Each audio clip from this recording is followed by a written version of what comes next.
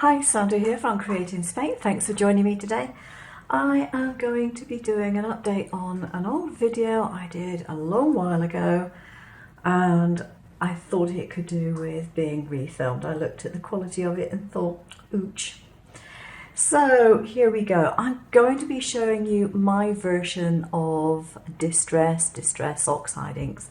Now, it's my version of it. I don't have Distress Oxide inks, I don't have Distress inks, but I have loads of paints and a fair amount of imagination. So what I decided to try out was to work out what the properties of this were and whether I could actually replicate it. So I've got a couple of samples here of card. This is watercolour paper, and this is a slightly textured card. It may possibly be a very cheap watercolour paper, but it's not an expensive one. This is proper heavy quality watercolour. And what I'm going to do is show you something that you can try out if you want to and see whether you like the effect. Not everyone can afford all the ranges of inks that they might like. So even if you've got a few distress inks, you might think, well, actually there's a couple of colours that I would really like, but I haven't got and I can't afford, but I've got paints in that colour. So there's really only about 4 ingredients needed. One of them is water, and you may or may not need any of that. You want some acrylic paint, a similar colour in watercolour paint, and you might possibly want some glycerin. Glycerin is optional. It depends on the consistency of your paints to start with. If you've got paints which are nice and soft and creamy, soft body paints, you probably won't even bother with that.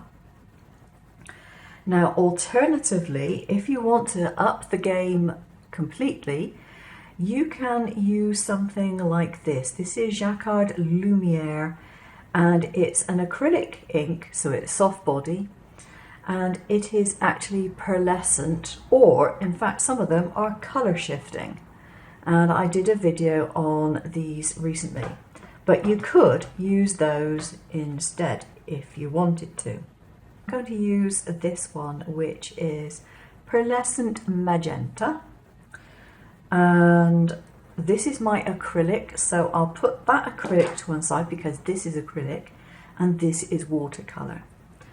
So depending on the effect you want. Now, from what I understand, with Distress Oxides, they dry but they can still be reactivated with water when they're dry. Now that means they have some kind of water activated pigment in them, as averse to acrylic, which will not shift when it's dry. The properties are partly of acrylic and partly of watercolour. Watercolour will move when water is added, acrylic won't when it's dried. So if you want a lot of water movement, then you can use watercolour. Now you might think, well, why not just use straightforward watercolour and have done with it? The problem with that, and it is a bit of a problem, is that you may well find it's too transparent and doesn't cover in quite the same way as you want to. Now that would depend. I mean, you could use straightforward watercolour paint straight out the tube, and maybe that will give the effect that you want. It might, however, be quite difficult to spread, and it might be quite difficult to blend. But if that's all you want it to do, then maybe use that and maybe add a drop of glycerin to get it to loosen up a bit. But I warn you, if you add too much glycerin, it'll be too transparent and it won't do what you're after. Now I'm going to put in a relatively small quantity, probably about half the quantity of that acrylic. And I'll use a pink one, why not? This is very slightly damp still because it's being washed, but it's only ever so slightly damp. Smoosh these two together. Now this is actually quite a sticky mix. It's not pulling really well on the tile there. So I'm just going to put it over some of this relatively smooth cardstock, like so. And I'm going to put some over this watercolour paper, like that. You can see there's texture on the watercolour paper. Right. I'm going to get a pen and I'm going to label this because otherwise I'll forget what I did. That's those two. Now, if I add some glycerin into that mix, just one drop, not going to have much. I still have a lot of pigment in here, so I'm just going to work that into there.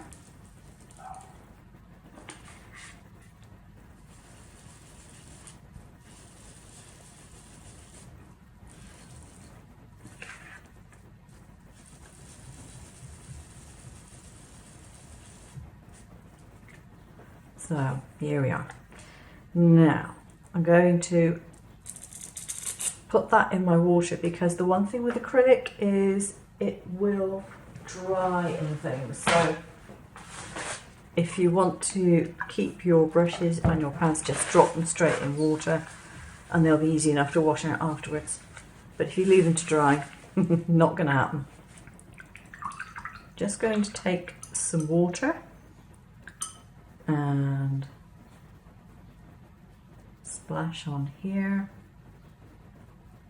Now, bearing in mind this is mostly, but not completely, watercolour. There's only a little bit of the acrylic in it.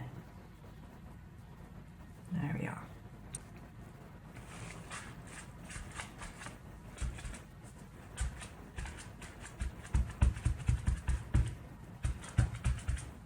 Now, I don't know how well you can see this on camera. It's difficult at the moment. I've got sun coming in through the window and I'll get blinded if I have my blind up. This is the first one that we did. So that was watercolour and pearl pink and no glycerin. And as you can see, that has come up beautifully when just splashed with water. Now, this was the watercolour and pearl pink on the smooth card, and it's come off in the same way. The ones with the glycerin, it doesn't come up in quite the same way, and I suspect that that is simply because of the oil nature of glycerin. It is a water-soluble oil, but it's still going to protect the pigment from coming up.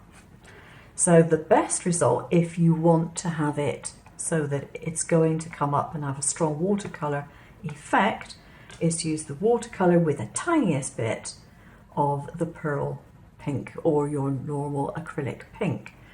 And if I look at that in the sunlight, you won't be able to pick it up on camera, I wouldn't think. There is a very subtle shimmer to that. And you can see that shimmer because the acrylic is a shimmer colour. So you can tell there was only a little bit acrylic in there, because if there's a lot of acrylic, it would have a high shimmer. It just has a very delicate shimmer, which is very pretty. Now, if I just take a straightforward brush, dip it into some water, and then try and remove the colour, as you can see, this moves very easily because it is largely watercolour. This will come off, but it's not as obvious. With the glycerin, it's not quite as obvious. And this one is all three.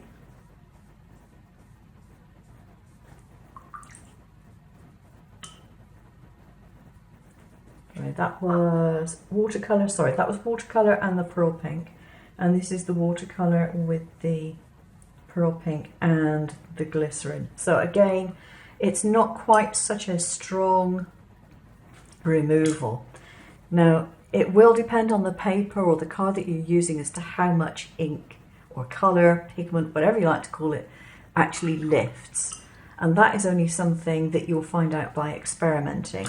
Obviously, watercolor card or watercolor paper is designed precisely for that, and it can also take more water added to it before it starts to warp.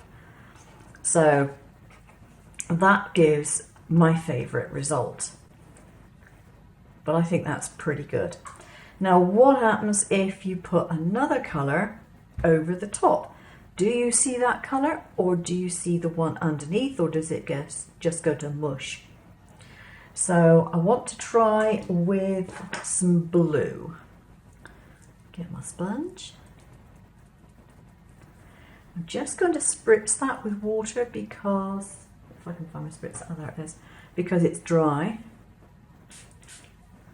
Literally just a quick spritz.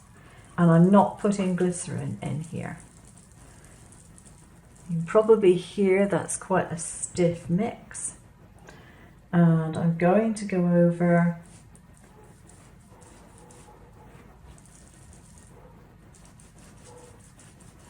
the edges of these.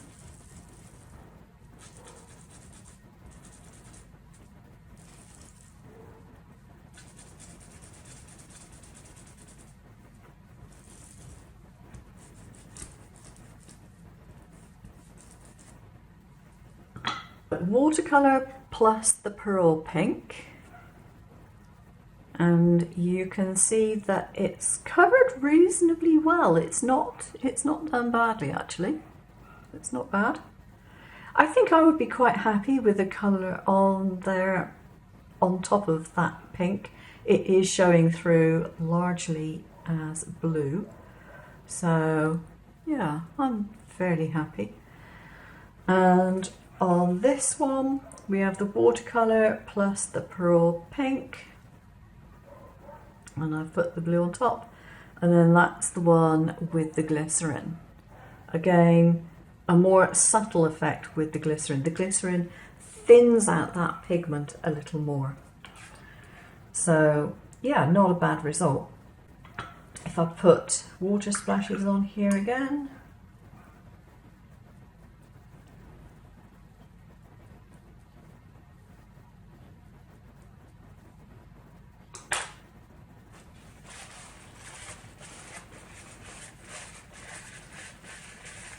dry piece of tissue.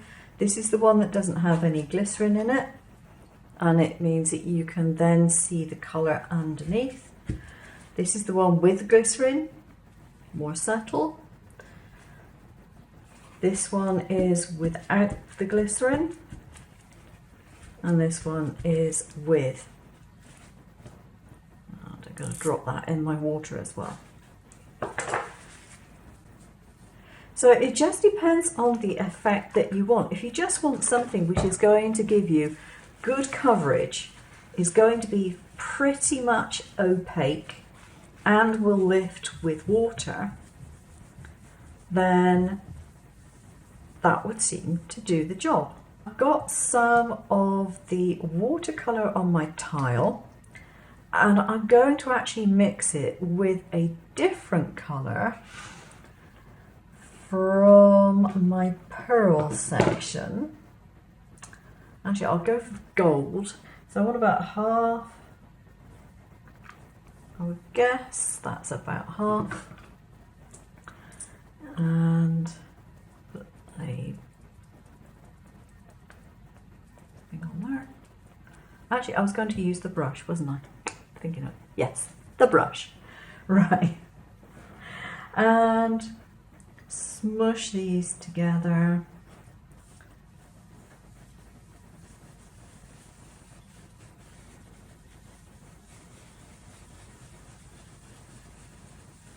And it goes on really nicely with the brush as well. Now, if I spritz that with some water, which I'll just do over my bin, there we go. This is going to loosen it up a bit.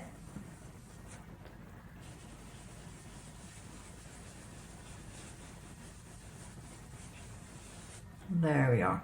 So it applies with the brush in the same way that it applies with the other blender, no problem. But I would say don't allow this to dry, okay? Dip it in some clean water and wipe it off on a towel. Do not allow that to dry. You will not like the result if you do, because you will end up ruining your brush. If, for example, I come in with a yellow, now this is my watercolour, so I'm going to put in more watercolour than I am the acrylic. And this one I'm just going to go for the straightforward acrylic. There we are. Just a bit. And my brush is still damp. I'll mix those two together.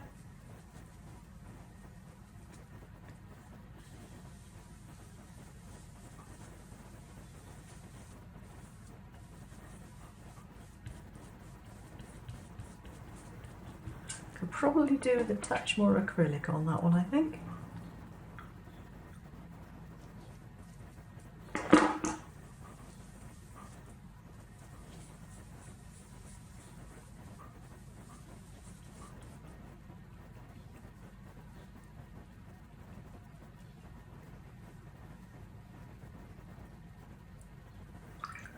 There we go.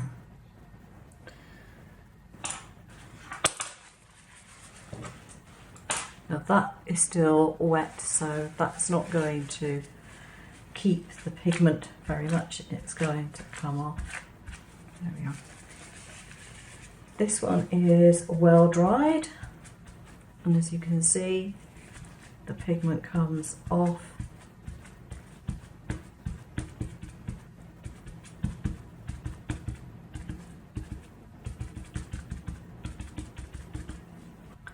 So it would depend on the effect that you actually want, but if all you want to do is spread strong colour and have it react to water, then this seems to do the trick quite well. It's not quite so good perhaps as the actual proper inks in covering over one colour with another. I mean, that's more of an orange than a yellow and a pink, but it's not bad even then.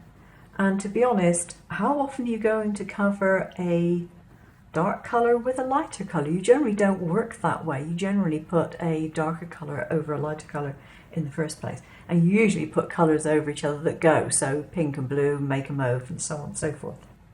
So yeah, no reason why not. And you can make it pearlescent.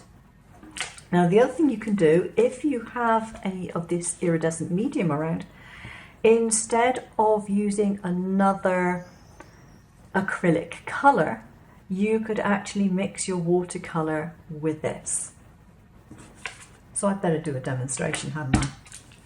And a good wad of that. Now iridescent medium just makes whatever you put with it iridescent, and because it's acrylic, this counts as the acrylic portion of this, so that's probably about half to a third, something like that. Just a light spritz there. And mix the two of these together. Now the majority of this is going to be pink, but then you'll just have that little touch of iridescence.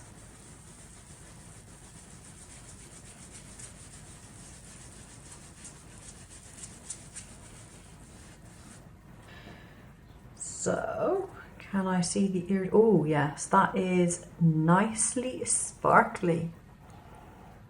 And unfortunately I don't think you'll be able to see it, but it is sparkly. You just have to take my word for it. And then, and there we are, it is actually coming out.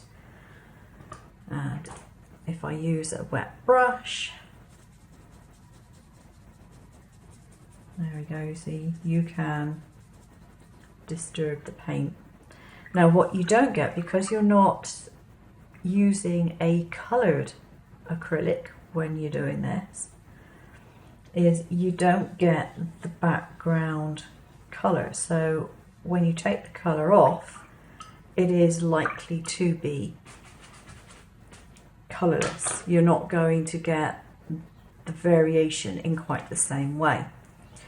But if you wanted to, you could add this as a third ingredient, just up the amount of the watercolour that you're using to compensate for the extra ingredients. So you could use the pink from the acrylic, the pink from the watercolour, and then a little bit of that to get the pearlescent effect.